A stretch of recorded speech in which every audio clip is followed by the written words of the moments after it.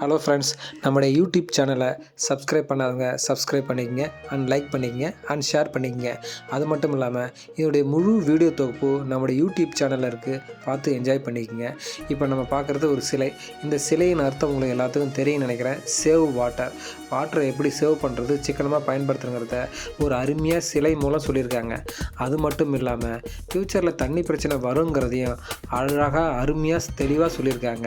நான் ஏன் சொல்கிறேன்னா, அந்த அளவுக்கு பூமியில் போர் போட்டு வச்சுருக்காங்களே தவிர இங்கு மழைநீர் சேகரிப்பு பண்ணாததுனால கிரவுண்ட் வாட்டர் லெவல் குறைஞ்சி தண்ணி பிரச்சனை நமக்கு வர ஆரம்பிச்சிச்சு.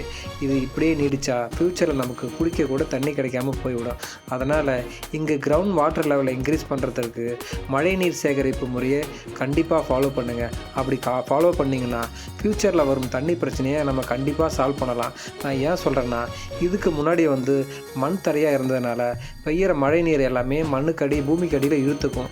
இப்போ தார் ரோடும் சிமெண்ட் ரோடும் போட்டதுனால பெய்கிற மழை நீர் எல்லாமே சாக்கடையில் விழுந்து அது கடலில் போய் கலந்துருது. அதனால் கிரவுண்ட் வாட்டர் லெவல் இன்க்ரீஸ் ஆகாததுனால நமக்கு தண்ணி பிரச்சனை வருது.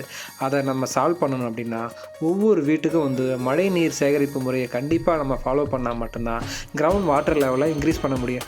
அப்படி இன்க்ரீஸ் பண்ணால் தான் ஃப்யூச்சரில் இருக்கும் நமக்கு தண்ணி பிரச்சனையை நம்ம ஈஸியாக சமாளிக்க முடியும். தேங்க்யூ.